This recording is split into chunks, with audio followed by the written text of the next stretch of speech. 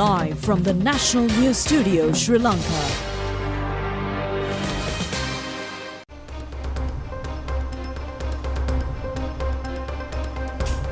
Who will win the FIFA 2026 Football World Cup? That and much more on tonight's news, bringing you the news from Sri Lanka and across the world. It's your national news broadcast on Sri Lanka Rupavahini Corporation. My name is Siobhan Pereira. A very good evening. I'm Delanjali Ananda, and these are the headlines for tonight.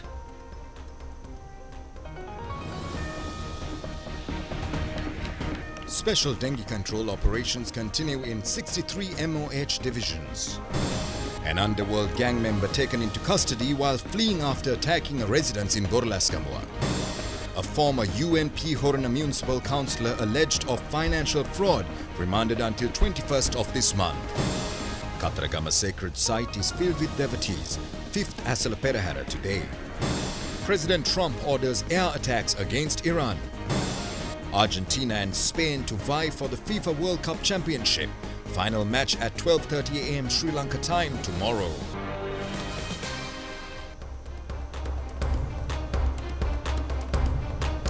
And in your news tonight, a special dengue control operation is being continued in 63 MOH divisions in 11 districts. Clean Sri Lanka program has mediated in it, and according to the National Dengue Control Unit, although some respite is visible in the number of patients reported daily, it is still at a risk. According to the National Dengue Control Unit, 74,478 dengue patients have been reported from the island so far, with the death toll reaching 53. Out of them, 37 are females and 16 males. In the month of July alone, a total of 19,100 dengue patients were reported. The highest number of dengue patients were reported from the Western Province, while the percentage of reported dengue patients in Gampaha district stands at 20.94. The figure in Colombo district is 19.95%. 843 dengue patients are being reported daily throughout the island. Dr. Kapila Kannangara, the acting director of the National Dengue Control Unit, states that although there was a slight decrease, the fact that around 800 cases were being reported daily meant they were still at a risk situation.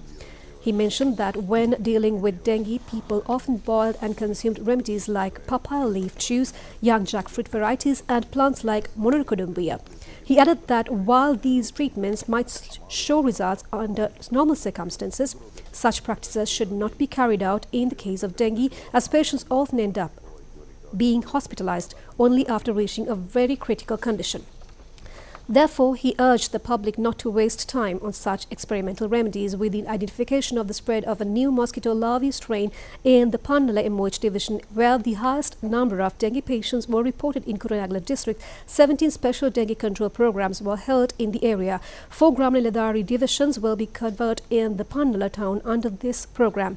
301 government institutions, shops and residencies were inspected, and 57 red notices were issued to locations where the risk of mosquito breeding was found at 67 places. Steps have also been taken to initiate legal action against 10 locations. So far, 232 infected patients have been reported as of now from this MOH division. A single death has also been reported. Biagama MOH office led the dengue control program, which commenced today in the morning at Paragas Junction, Biagama. A member of an underworld gang who was fleeing after attacking a house in the Borlaskamua area has been arrested by the Borlaskamua police. Police stated that a motorcycle used by another suspect to escape was found this afternoon in the Koskanat area on the Piliandala Maharagama main road. One of the suspects sustained injuries when police opened fire as they attempted to flee after attacking police officers with sharp weapons. 4 individuals who arrived on 2 motorcycles early this morning had attacked the residents in the Borlaskamua area, causing damage. The raid was conducted based on information received by the police stating that the suspects were fleeing after attacking the residents, including a young woman with sharp weapons. Accordingly, police cornered a fleeing motorcycle in the Bokundar area, during which the motorcyclist collided with a police officer and attempted to attack him with a sharp weapon. Although one suspect fell after being hit by police gunfire, the other individual managed to escape on the motorcycle. The injured suspect had been admitted to the Kalabowila Teaching Hospital. Police state they suspect this incident occurred due to a drug-related dispute. They have also identified as gang members led by Kosmalli, an organized criminal and drug trafficker. Joint investigations are being carried out by the Borlasgamo and Piliandal police.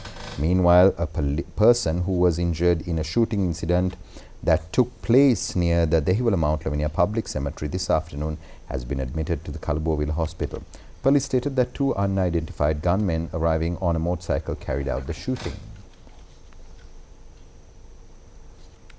Fifth Perahara of the historic Ruhunu Katharagama Asala Festival is parading streets now. Sri Lanka Rupavahini Corporation is the media sponsor of the event.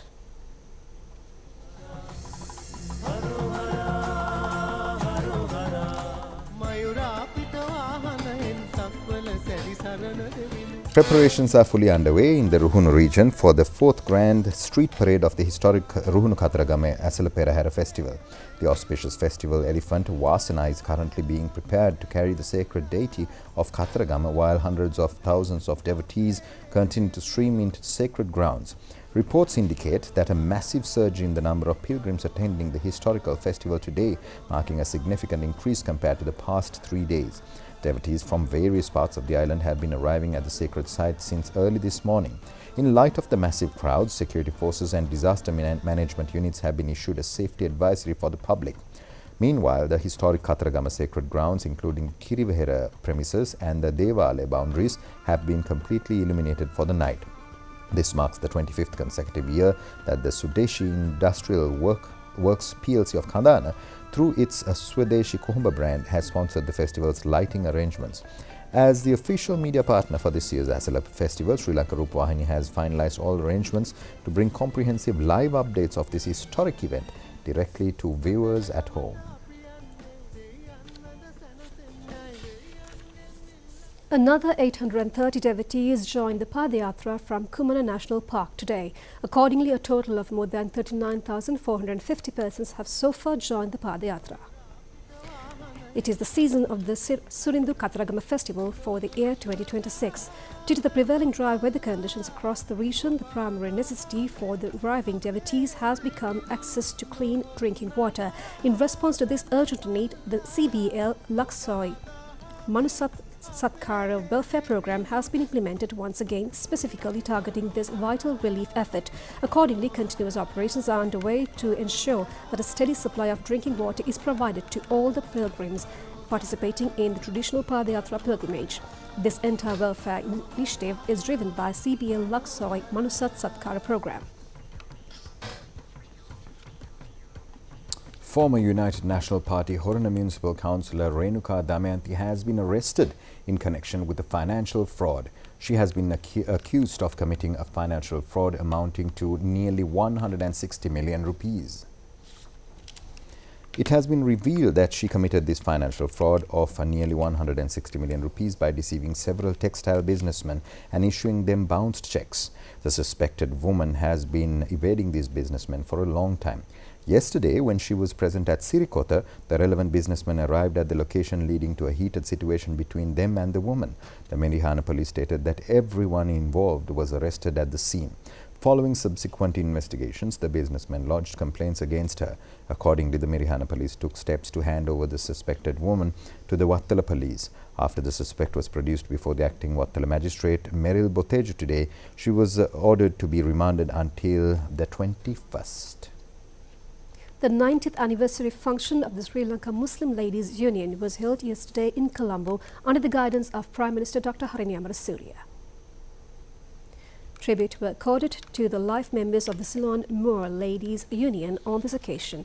The commemorative edition on the occasion of the 90th anniversary of the Union was also launched on this occasion. Addressing the function, the Prime Minister stated that the government is dedicated in providing an opportunity for every woman to achieve her skills through an equal access for quality education, health service, economy and leadership. She emphasized that the government will dedicate to strengthen welfare systems which open avenues to independently build and empower them while protecting risk-prone community. Deputy Speaker Dr. Rizvi Salia, Minister Saroja Santri Porwaj, Governor of the Western Province Hanif Yusuf, Colombo Mayor Rai Ali Balthazar and a number of others were present on this occasion. Remains of the former IGP C.D. Wickramaratne was taken to Borella Jayaratne Funeral Parlour in the morning today. Final rites will be conducted tomorrow. According to reports, C.D. Wickramaratne had committed suicide at his residence on the 16th of this month. The public can pay their last respects at the parlour.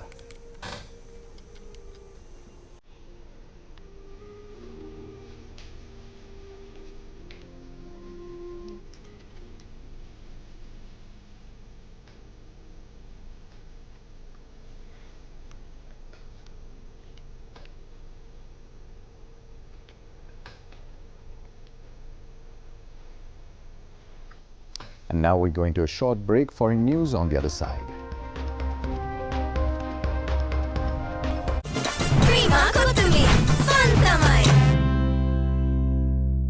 Earn the highest interest rate of 5.6% for US dollar fixed deposits from Ceylon Bank.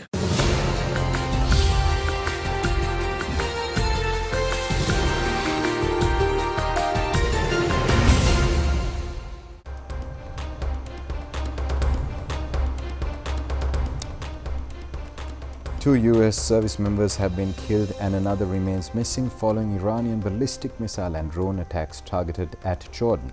The U.S. Central Command stated that in response to the attack and under the orders of President Donald Trump, a series of retaliatory airstrikes have been launched against Iran. The military tensions in the Middle East region continue to escalate rapidly following the collapse of the temporary ceasefire agreement between the two parties. Sources report that 4 other U.S. service members wounded in the attack have been discharged after receiving medical treatment at the Jordanian hospitals. U.S. authorities stated that the objective of these fresh airstrikes is to neutralize Iranian threats against maritime traffic in the Strait of Hormuz and exact immediate retribution for the attacks targeting their troops. Meanwhile, Iranian state media reports that the U.S. is driving the region towards a full-scale war by violating existing agreements. Iran further emphasized that it stands fully prepared to launch severe counterattacks against them. Amidst the ongoing situation, hundreds of civilians in the Middle East have lost their lives and severe damage has been caused to civilian infrastructure. In the wake of the unpredictable wartime situation, the U.S. State Department has issued a special advisory urging all American citizens residing in the Middle East to take strict safety precautions. President Donald Trump described the deaths of the U.S. service officials in Jordan as an extremely tragic incident. Addressing the media from the White House amidst the severe military tensions in the Middle East, the U.S. president emphasized that Iran will never be permitted to develop a nuclear weapon. Meanwhile, Iran's Supreme Leader Mojtaba Khamenei declared that a memorable lesson would be taught to the United States for escalating conflicts and violating agreements. Owing to the highly volatile military environment, the U.S. State Department has reiterated its warning for American citizens in the Middle East to remain on high alert. Iranian Supreme Leader Mojtaba Khamenei also alleged that U.S. authorities have repeatedly violated the 14-point memorandum of understanding signed between the United States and Iran. Consequently, he pointed out that there is no credibility or value remaining in U.S. President Donald Trump's signature. Due to these actions by the United States, the ceasefire agreement that existed between the two factions has now completely collapsed. A severe summer heat wave gripping Europe has caused water levels in major rivers to plummet, severely disrupting regional energy supplies, power generation, a key commercial shipping routes. The ongoing crisis is posing a critical threat to the continent's major economies, further risking a spike in regional inflation amid pre-existing supply pressures. Foreign media reports indicate that the prolonged dry spell has hit Europe's economic powerhouses, Germany and France, exceptionally hard over the past few weeks. Due to the critically low river levels, authorities have been forced to impose strict weight limits on cargo boats and commercial ships, driving transportation costs significantly higher. Furthermore, the extreme temperatures have crippled France's nuclear power generation by roughly 14%, as power plants can no longer safely use the overheated river water for cooling purposes. With energy costs already elevated due to ongoing tensions in the Strait of Hormuz, economic analysts warn that this latest climate-driven disruption could push regional inflation even higher. Now, a massive search and rescue operation is underway off the coast of Guyana after a passenger ferry carrying more than 100 people capsized. Local authorities report that 53 individuals have been rescued so far, but the fate of the remaining passengers hangs in the balance. Prime Minister Mark Phillips is currently leading the government's emergency response to the disaster. The incident occurred late Saturday night when the MV Barima sank near Iron Pond while en route from Georgetown to Port Kaituma. Public Works Minister Juan Edgil confirmed that an urgent distress call was received just after 11 p.m. local time, immediately mobilizing a fleet of state and private vessels to the scene. The 40-meter vessel, which was built in 1939, was reportedly equipped with 250 life jackets and 8 life rafts. However, officials have not yet confirmed the current status of the operation or whether they expect to find further survivors as the search continues into the open waters. Humanoid robots or robotic dogs took center stage at the 2026 World Artificial Intelligence Conference in Shanghai recently, showcasing China's latest advances in robotics and embodied AI. Crowds at the Shanghai World Expo Exhibition and Convention Center watched humanoid robots dance, play football and chess, pour tea, paint and carry out service and industrial tasks. Robotic dogs and other AI-powered machines demonstrated their inspection, manufacturing and interactive capabilities. The demonstrations showcased how embodied AI is moving out of the laboratory and into factories, warehouses, inspection sites, public services and everyday life. This year's exhibition spans more than 100,000 square meters for the first time, with more than 300 products making their global debut.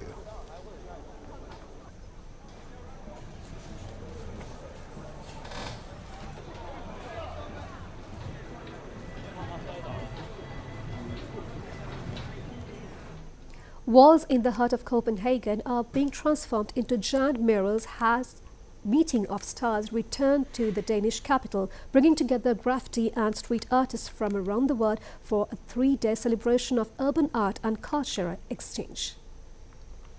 Creating colorful murals as Axel Torv, working side by side as they turned blank walls into vibrant works of art during live painting sessions. Visitors watched the striking graffiti displays take shape.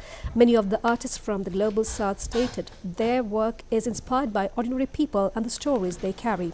More than 30 street artists from around the world took part in this year's meeting of Styling or Stars Copenhagen, inviting visitors to experience a wide range of artistic styles and graffiti culture from across the globe. The celebrations were held in Copenhagen for the 12th consecutive year.